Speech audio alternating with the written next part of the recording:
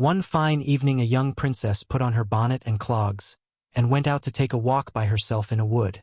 And when she came to a cool spring of water that rose in the midst of it, she sat herself down to rest a while. Now she had a golden ball in her hand, which was her favorite plaything, and she was always tossing it up into the air, and catching it again as it fell. After a time she threw it up so high that she missed catching it as it fell, and the ball bounded away and rolled along upon the ground, till at last it fell down into the spring. The princess looked into the spring after her ball, but it was very deep, so deep that she could not see the bottom of it.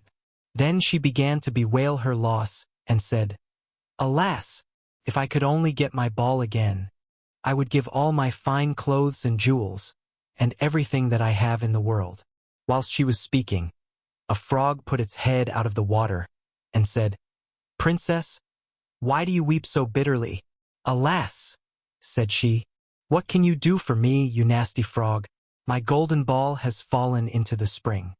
The frog said, "I want not your pearls and jewels and fine clothes, but if you will love me, and let me live with you and eat from off your golden plate, and sleep upon your bed, I will bring you your ball again." "What nonsense," thought the princess. "This silly frog is talking. He can never even get out of the spring to visit me, though he may be able to get my ball for me, and therefore I will tell him he shall have what he asks." So she said to the frog, "Well, if you will bring me my ball, I will do all you ask." Then the frog put his head down and dived deep under the water, and after a little while he came up again, with the ball in his mouth, and threw it on the edge of the spring. As soon as the young princess saw her ball, she ran to pick it up, and she was so overjoyed to have it in her hand again, that she never thought of the frog, but ran home with it as fast as she could. The frog called after her, "Stay, princess, and take me with you as you said." But she did not stop to hear a word.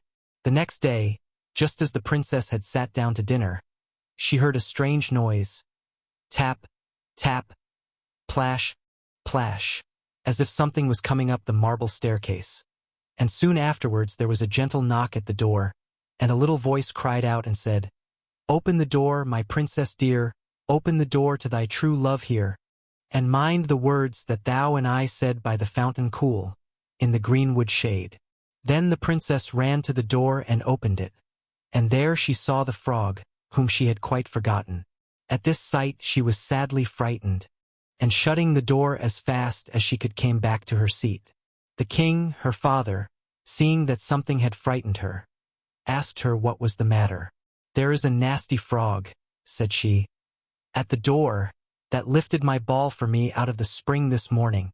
I told him that he should live with me here, thinking that he could never get out of the spring. But there he is at the door, and he wants to come in." While she was speaking, the frog knocked again at the door and said, "Open the door, my princess dear, open the door to thy true love here, and mind the words that thou and I said by the fountain cool, in the greenwood shade."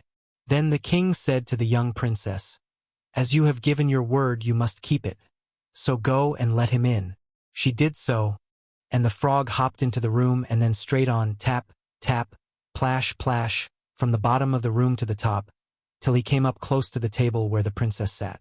"Pray lift me upon chair," said he to the princess, "and let me sit next to you."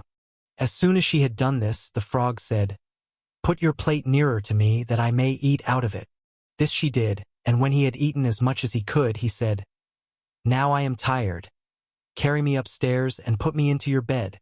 And the princess, though very unwilling, took him up in her hand, and put him upon the pillow of her own bed, where he slept all night long. As soon as it was light, he jumped up, hopped downstairs, and went out of the house. "Now then," thought the princess, "at last he is gone, and I shall be troubled with him no more." But she was mistaken, for when night came again she heard the same tapping at the door, and the frog came once more and said, "Open the door, my princess dear, open the door to thy true love here, and mind the words that thou and I said by the fountain cool, in the greenwood shade." And when the princess opened the door, the frog came in, and slept upon her pillow as before, till the morning broke. And the third night he did the same.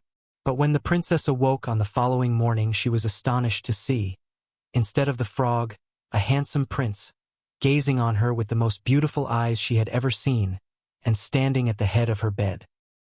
He told her that he had been enchanted by a spiteful fairy, who had changed him into a frog, and that he had been fated so to abide till some princess should take him out of the spring, and let him eat from her plate, and sleep upon her bed for 3 nights.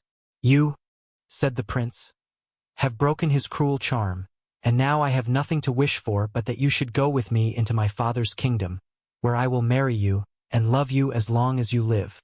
The young princess, you may be sure, was not long in saying yes to all this, and as they spoke a gay coach drove up with 8 beautiful horses, decked with plumes of feathers and a golden harness.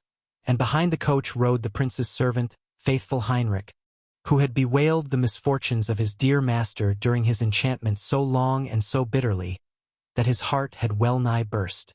They then took leave of the king, and got into the coach with 8 horses, and all set out, full of joy and merriment, for the prince's kingdom, which they reached safely, and there they lived happily a great many years.